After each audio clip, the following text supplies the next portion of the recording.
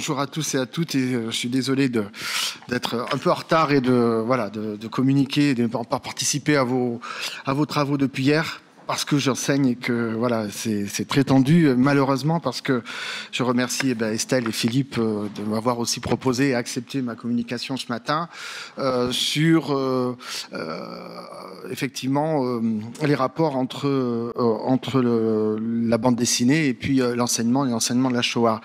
Tout d'abord, je tenais à dire que si je suis rentré par ce thème donc de l'enseignement de BD la Shoah, c'est grâce à Sylvie Lagudula qui est ici au fond de la salle et que je remercie parce que j'ai pris à la suite ce travail qu'elle faisait déjà sur cette bande dessinée avec les CAPES et lorsqu'elle s'est dessaisie pour plusieurs raisons de cet enseignement, j'ai repris son travail. Donc au départ, je tenais à le dire quand même à l'assistance, c'est au départ le travail de Sylvie, pas que j'ai amélioré parce qu'il était déjà très bon, juste que je me suis permis effectivement d'observer, d'analyser avec les étudiants de CAPES. Alors effectivement, l'histoire, je suppose, des relations entre la bande dessinée et la Shoah est contemporaine de l'enseignement de la Seconde Guerre mondiale au collège et au lycée. Même si les productions graphiques sont nées dès la guerre, je pensais notamment à celle d'Ernest Rosenthal sur le camp de Gurs en 1940, ou l'acte de naissance de la bande dessinée concernant le thème de la Shoah, c'est évidemment Maus d'Art Spiegelman en 1986. On peut dire que c'est dans ces années-là justement que correspond aussi le début de l'enseignement de la Seconde Guerre mondiale au collège et au lycée, puisque l'introduction de la Seconde Guerre mondiale est dans les programmes de 1983. C'est aussi à la même époque, vous le savez, que sort le grand témoignage de Claude Lanzmann sur Shoah, le long métrage de 9 heures, le film témoignage dans ces années-là. Donc on peut dire que les années 80 ont été fondatrices de ce point de vue-là, entre les relations de l'enseignement de la Seconde Guerre mondiale, de la Shoah en particulier, et aussi de la bande dessinée. Mais c'est bien 40 ans plus tard, une importante production graphique s'est développée autour du génocide juif. Si je prends l'historienne Annette Wieworka le constate dans son catalogue d'exposition de BD qu'a consacré en 2017 le mémorial de la Shoah, qui s'intitule BD et Shoah à Paris. L'historienne souligne l'idée que si le discours et la production graphique sur la Shoah existent bien et bien dès 1946, avec l'album La Bête est morte de Calvo, elle montre que les génocides ne s'autonomisent pas encore du conflit lui-même. Et que dire et aussi dessiner l'indicible, l'ineffable, comme le souligne Elie Wiesel, eh bien, c'est très difficile, c'est très compliqué. Elie Wiesel relève l'acte de courage, la volonté de témoigner et de participer à la pérennité mémorielle collective du génocide juif. On peut dire que ce que Annette Wieworka souligne dans son introduction dans cet ouvrage, que l'enseignement de la Shoah et les rapports avec la bande dessinée sont constitutifs des temps mémoriels dédiés à la Shoah. En effet, dans les années 1950, elle constate le temps de latence et l'absence d'objets mémoriels concernant la Shoah, et ce n'est qu'à partir du procès à Eichmann de 1961 qu'il y a une véritable ouverture en direction de la mémoire du génocide, et elle constate par la suite une véritable institutionnalisation de la mémoire jusqu'à une surproduction, une surabondance mémorielle qui en constate aujourd'hui, et elle le déplore évidemment, une sorte de contestation, de contestation naissante de ce surmoi mémoriel. Si on s'en tient à la présence de la bande dessinée dans les programmes scolaires, elle est, en tout cas en classe d'histoire, elle est quasiment nulle. J'ai fait un sondage très rapide que j'aurai l'occasion de développer dans la partie écrite de ces actes, où on voit très peu d'utilisation de bande dessinée dans les manuels scolaires. Alors, je me suis plus intéressé au lycée qu'au collège, vu mon propos ce matin. On ne trouve que très rarement quelques planches de Maus d'Art Spielberg, mais rien d'autre de plus. Pourquoi? Ça tient à ce que je vous disais, effectivement. Au fait que c'est difficile de représenter l'indicible, l'ineffable, l'horreur qu'a constitué le génocide juif, surtout en images. Et c'est vrai que même la production artistique fait que c'est quelque chose qui est difficilement transmissible aux élèves sans choquer, sans traumatiser, même si ça reste du dessin, même si ça reste effectivement une production artistique. Deuxième difficulté, c'est aussi, et ça c'est vraiment des débats chez les didacticiens de l'histoire, les rapports entre la fiction et l'histoire. En effet, dès qu'on traduit par l'image et donc on scénarise une histoire, eh bien on y met un élément donc fictionnel qui entretient des rapports, je dirais, avec le récit historique tout à fait légitime, mais aussi difficile à intégrer. Et donc, si vous voulez, tous ces éléments-là font que l'utilisation de la bande dessinée et l'enseignement de la Shoah reste, je dirais, assez problématique, ou en tout cas qui questionne beaucoup. Il n'empêche que ne rien faire, c'est pas aussi œuvre du devoir de mémoire et qu'il faut essayer.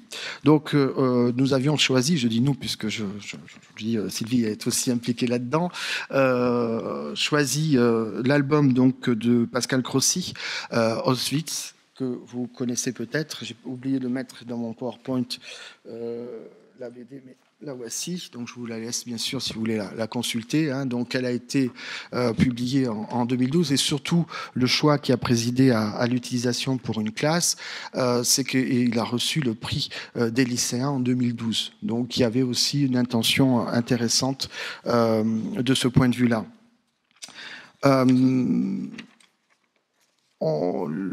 L'utilisation de la BD a fait l'objet de quelques réflexions de collègues, de pratiques. Je pense notamment à l'article qu'a publié Isabelle Delorme, une collègue du lycée Montaigne de Bordeaux, il y a quelques années, sur l'utilité, l'intérêt d'utiliser la BD avec la Shoah.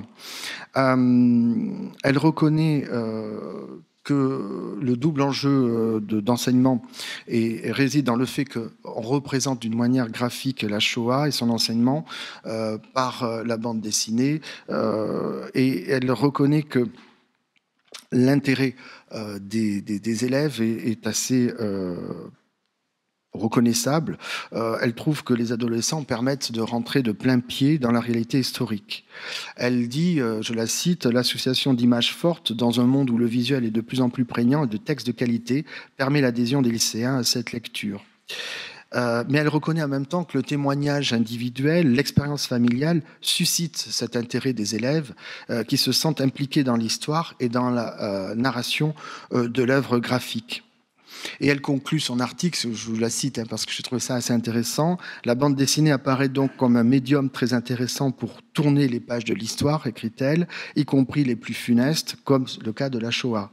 La représentation de l'indicible trouve dans les albums évoqués ici sa voix et permet une approche renouvelée, en particulier pour les jeunes générations pour lesquelles l'enseignement de la Shoah est devenu une réalité plus qu'obligatoire en classe de 3e et de première générale. Donc l'interrogation de la présente étude ici n'est pas de revenir sur les bienfaits de l'apprentissage de la bande dessinée de la Shoah sur un public lycéen, mais comme le disait Simone Veil, plutôt de registre du devoir d'histoire et au droit de la mémoire, en inversant les deux éléments de l'expression initiale, pour se destiner à un public de jeunes adultes. Je ne voulais pas refaire, on peut toujours refaire, c'est pas un problème, mais une énième analyse sur des lycéens. Moi, ce qui m'intéressait, c'est de voir ce qu'étaient devenus ces lycéens étant étudiants. Et aborder cette idée de culture scolaire, entre guillemets, de l'enseignement de la Shoah, après des années passées à l'université pour ces anciens élèves qui étaient nos étudiants. Donc, je suis parti de ce postulat-là avec donc ce support de la BD de Crossi pour envisager la représentation et a posteriori de ce qui reste en image mentale de la part des étudiants de cet enseignement de la Shoah au lycée. Donc c'est pour ça que j'ai pris comme base, si vous voulez, pour ma réflexion initiale, l'ancien programme de 2010 de lycée, puisqu'il correspond globalement, hein, bien sûr, à l'âge de nos étudiants. C'est-à-dire qu'ils étaient lycéens au début des années 2010 et ils le sont maintenant, évidemment, à l'université et prêts à s'engager pour être enseignants d'histoire-géographie. Alors, dans le programme de 2010, l'enseignement de la Seconde Guerre mondiale était très, très restreint. Il était en première, dans un thème qui s'intitulait La guerre au XXe siècle, et dans une question 1 où il fallait mêler guerre mondiale et espoir de paix. Et dans ce thématique-là, il fallait développer la Seconde Guerre mondiale, une guerre d'anéantissement, virgule, j'insiste sur la virgule, le génocide des Juifs et des Tziganes. C'était très laconique et extrêmement compliqué parce que, pour l'avoir enseigné, je m'en souviens très bien, les guerres mondiales ensemble créaient une confusion totale chez les élèves. Et je dis toujours à mes étudiants, on me faisait des tranchées en 1940, ça leur posait pas de problème. Donc c'était assez compliqué et du coup l'enseignement du génocide, de la Shoah, était réduit à sa portion congrue, mais pourtant nécessaire au devoir d'histoire et au droit à la mémoire. Donc, je suis parti de ce postulat-là et en partant des fiches EduScol de cette époque-là, j'ai tracé un peu le portrait de ce que j'appelle la culture scolaire de l'enseignement de la Shoah, c'est-à-dire les passages obligés qu'ont reçus nos étudiants lorsqu'ils étaient lycéens. Globalement, et je résume, il s'agit de mettre en évidence l'antisémitisme et la nature raciste, bien sûr, du régime nazi, qui conduit aux étapes de l'extermination des Juifs pendant la guerre, à savoir, la ghettoisation des populations en Europe de l'Est, 2, les processus d'extermination avant l'univers donc concentrationnaire, c'est-à-dire ce que maintenant on appelle moins, parce que c'est moins à la mode, la Shoah par balle, notamment avec les Einsatzgruppen qui déferlent sur l'Europe de l'Est à l'été 1941. Et puis ensuite, ce qu'on appelait aussi dans les programmes scolaires la solution finale, qui est de la part des spécialistes de l'histoire de la Shoah une mauvaise expression, puisqu'elle reprend le programme nazi lui-même. Il ne révèle pas l'ampleur du génocide. Et puis ensuite, les centres de mise à mort que sont les camps que vous connaissez, notamment Auschwitz-Birkenau, puisque c'est l'objet ici. Donc je suis parti de ces éléments-là et j'ai donc donné ensuite un certain nombre d'éléments. Je présente bien entendu la bande dessinée au départ donc aux étudiants, en leur montrant le parti pris du scénario donc de l'auteur. Je ne sais pas si vous l'avez lu, mais moi je vais en faire très très rapidement le résumé. On a donc dans les années 90, on pense que ça se passe dans les années 90 puisqu'on a des indices à la fin de l'ouvrage et au début où il y a donc Kazik et Cessia qui sont deux anciens déportés survivants d'Auschwitz-Birkenau.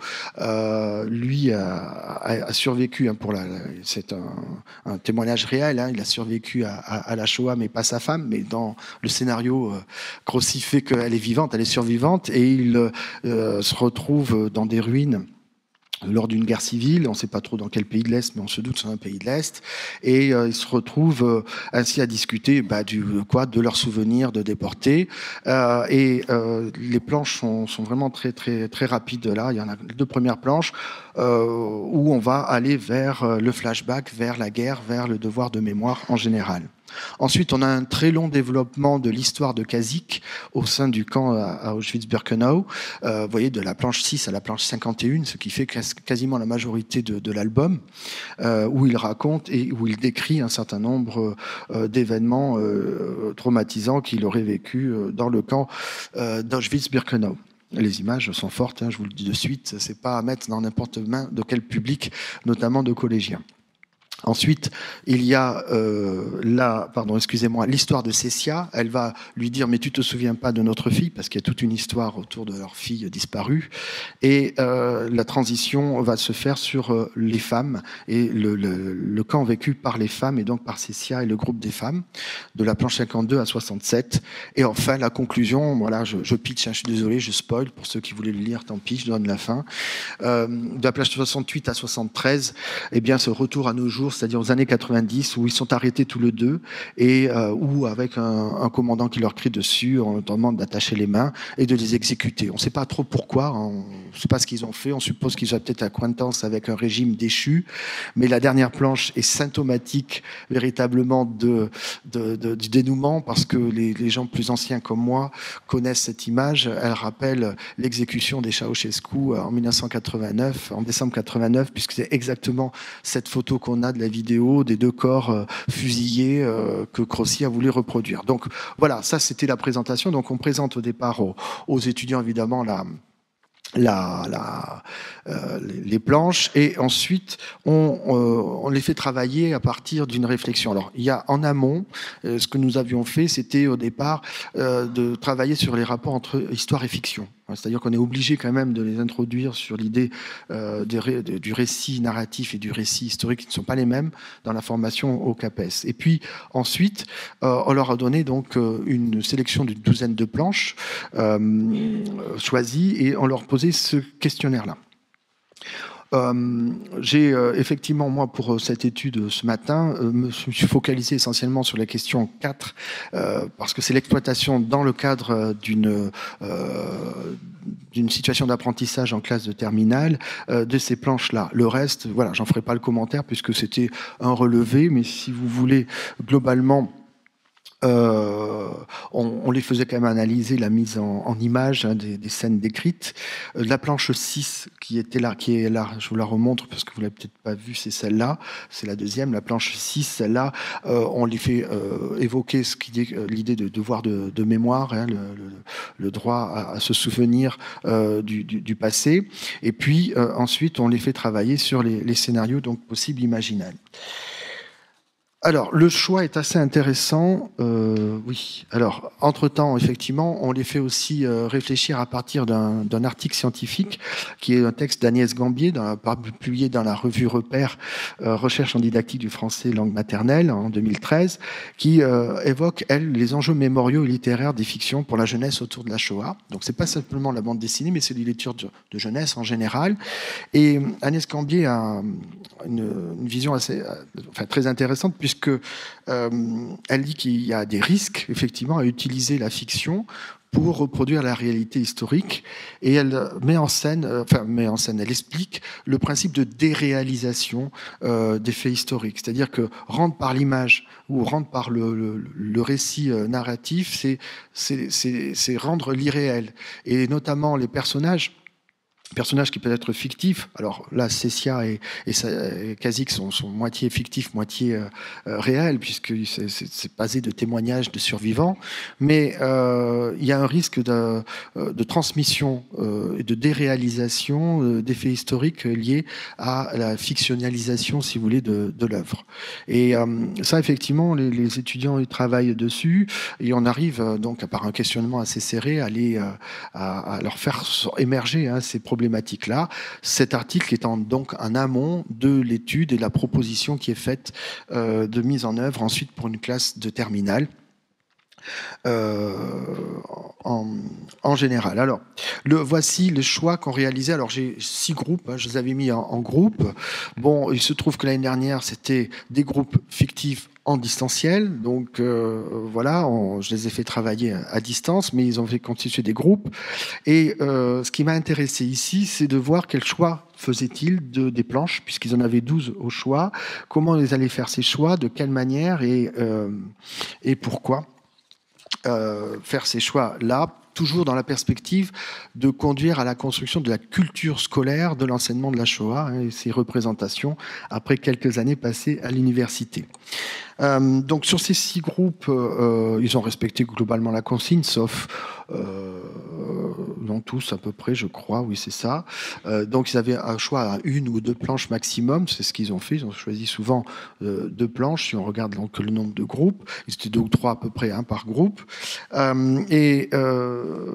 conséquent, ils ont fait donc le choix de certains et ils en ont exclu d'autres. Donc moi, ce que je veux vous montrer ce matin, c'est les choix et les rapports qu'il y a dans ces choix par rapport aux représentations qu'ils ont eux-mêmes de l'histoire de la Shoah et notamment d'Auschwitz et de Birkenau. Alors, a été publicité ici, vous le voyez, notamment la planche numéro 9. Alors, la planche numéro 9, je ne sais pas si je l'ai mise là, je pense. Elle est là, voilà, vous la voyez ici. C'est une scène assez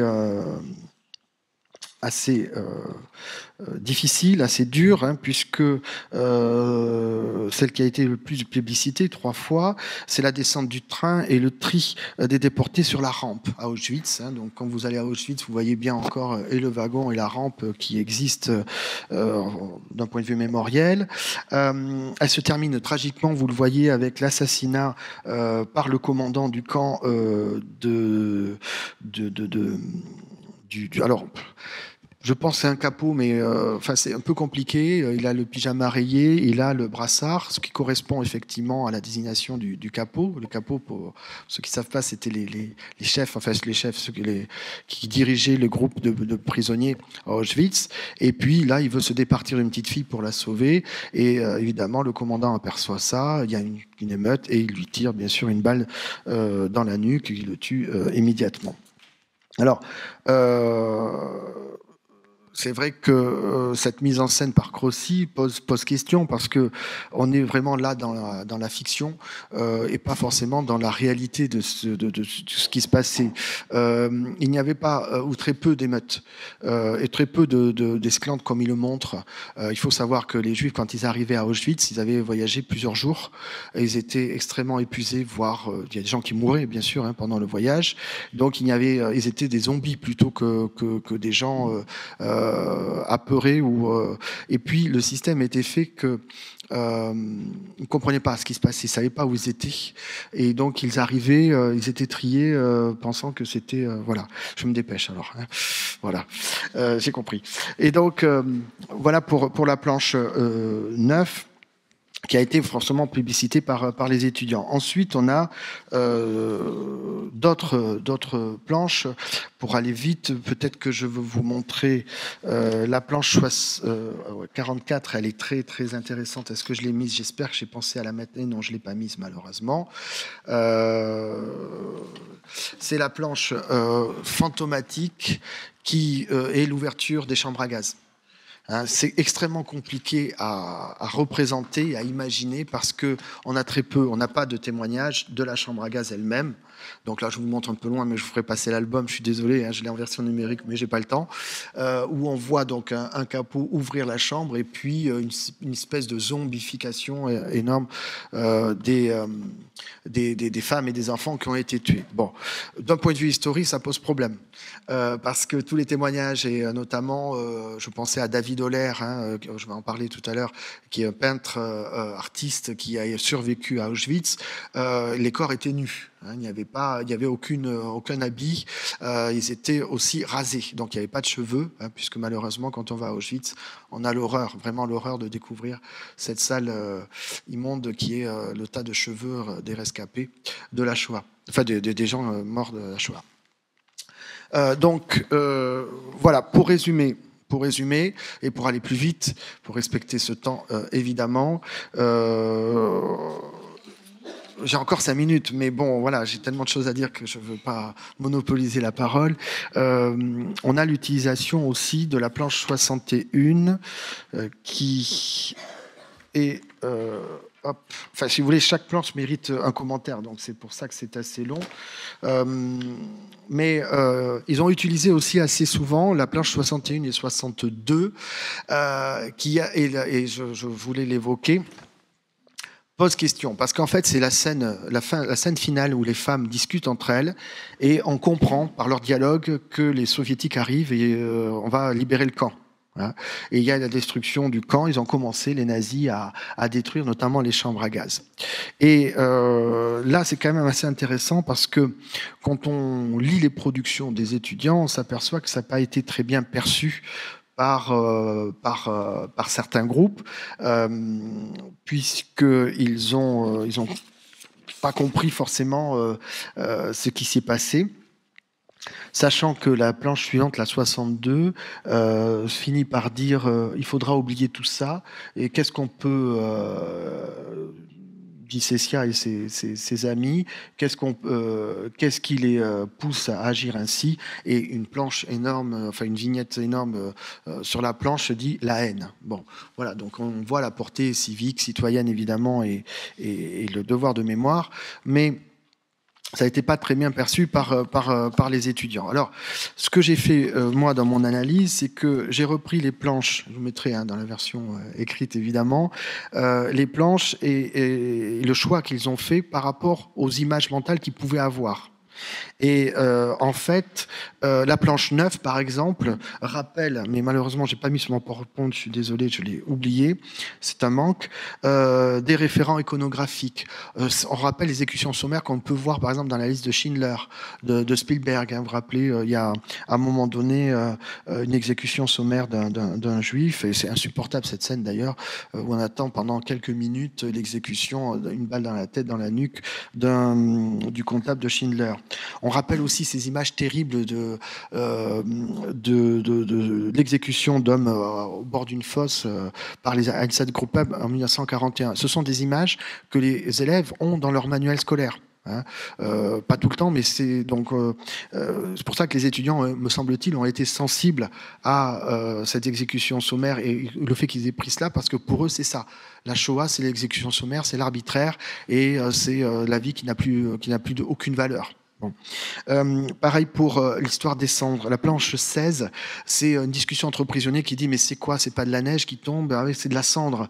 Oui, on part. Et c'est dit, Grossi l'écrit, oui, à Auschwitz, on rentre par la porte, on part par la cheminée. Bon, je trouve ça assez moyen, mais bon, on va dire que c'est pour grand public. Ça serait peut-être une mauvaise blague, mais en même temps, ils ont eu dans leur scolarité les images, la seule image qui existe des fosses de crémation à Auschwitz, hein, qui a été volée par un Sonderkommando. Pareil, on a aussi l'ouverture des chambres à gaz. La planche 44 que je vous ai montrée, elle est imprégnée par l'horreur, par la zombification. Et là, je ne peux pas ne pas vous montrer. Désolé Estelle, hein, promis. Non, c'est pas celui-là.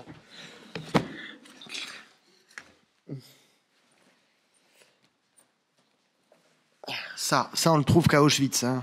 C'est l'album de David Holler sur Auschwitz. Je l'ai acheté sur conseil des guides quand on y a été, parce qu'on ne trouve pas. Hein. Sur Amazon, il est impossible à trouver. On a là la représentation d'une chambre à gaz et l'horreur. Et là, on voit très bien l'influence qu'a pris Grossi sur ces chambres à gaz. C'est des choses qu'on reproduit aussi, évidemment. Là, voilà.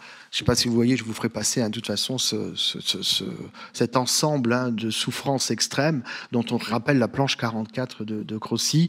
C'est des images qu'on peut publier aussi dans les manuels scolaires et que les étudiants peuvent connaître. Donc, on a là, si vous voulez, des correspondances iconographiques mentales de la part des étudiants qui peut expliquer aussi les choix qu'ils ont faits.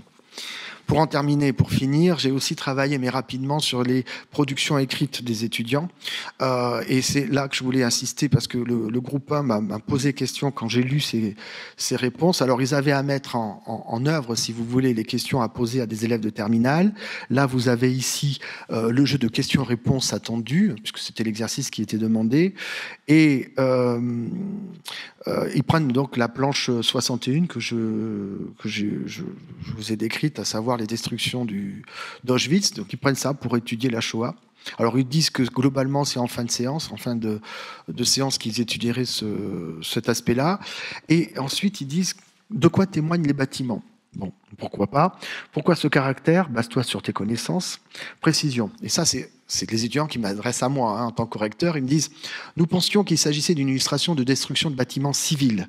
Or, il s'agit plutôt des destructions volontaires des engins de mort nazis d'Auschwitz. » Encore heureux, c'est une BD sur Auschwitz. Donc déjà, il y avait un problème là entre eux, ils n'étaient pas d'accord. Cependant, il est peut-être intéressant de le faire le parallèle avec les deux types de destruction. La première pour effacer l'histoire, l'autre pour témoigner du chaos de la guerre. Question donc peut-être à enlever. Ça, c'est des étudiants scrupuleux de leur note finale vont dire, bon, monsieur, vous la prenez, vous la prenez pas. Donc au-delà de ça, j'ai prise évidemment, mais ce qui m'a interrogé, c'est que je me suis dit, dans leur discussion, on voit bien là le reflet de discussion, parce qu'ils ont négocié entre eux, ils ont perdu quelque chose. C'est-à-dire que l'image des destructions leur a fait appel aux images de guerre, mais pas à l'image des destructions des champs d'Auschwitz. Et c'est vrai que dans la culture scolaire de l'enseignement de la Shoah, on n'aborde pas cette question-là de la destruction, si ce n'est que par le biais, peut-être dans le devoir de mémoire, du négationnisme, ou quand on aborde... Mais là, c'est notre séquence en histoire que l'on fait sur le fait que les chambres à gaz n'aient pas existé à Auschwitz, etc., etc. Donc là, je me suis dit, tiens, là, il y a quelque chose qui n'est pas passé dans la culture scolaire de l'enseignement de la Shoah à ces étudiants-là. Après, le reste, vous voyez, bon, la réponse est lunaire. Hein, il s'agit d'une guerre totale avec des bombardements stratégiques. Ça tient la route quand on montre la destruction. Par exemple, la photo de Dresde. On a l'habitude en histoire de montrer ces destructions. En 1945, il reste rien de la ville de Dresde. Ça, c'est facile. Mais on voit bien que c'est compliqué d'émerger comme ça. Après, il y a des productions qui sont vraiment de qualité, qui ont compris, je dirais, l'intérêt d'utiliser la BD dans le cadre d'enseignement de l'histoire. Mais à chaque fois, ils anonyment, c'est-à-dire qu'ils vont dans le général. Ils parlent d'un camp d'extermination nazi. Non, c'est Auschwitz. C'est pas particulier. Bon, il y a d'autres. Hein. Il y a Sobibor, Belzec, Treblinka, etc. Mais Auschwitz est toujours présenté dans les manuels scolaires comme étant le modèle malheureux, hein, bien sûr, du centre de mise à mort et d'exécution. Et ils ont du mal à comprendre et à mettre en évidence qu'il y a deux Auschwitz. Quand on y va, c'est très clair, ils nous l'expliquent bien. Il y a les prisonniers d'un côté qui travaillent jusqu'à en mourir et les autres qui sont exécutés directement, qui sont les femmes, les enfants, etc. Voilà, donc j'aurai toute l'analyse, mais je vais arrêter parce que le but, c'est d'échanger aussi avec vous. Voilà, au final, j'ai réussi, je pense, à dire oui, il y a une culture scolaire de l'enseignement de la Shoah, qu'on voit bien les différentes étapes, que dans le choix des étudiants, on voit bien les traces qui restent de cet enseignement de la Shoah au lycée qu'ils ont reçu quelques années précédentes. Et voilà l'idée. Après, le traitement violent de cette bande dessinée pose question quand même sur l'utilité sur des classes plus jeunes. Voilà, je vous remercie, excusez-moi. Merci Thierry.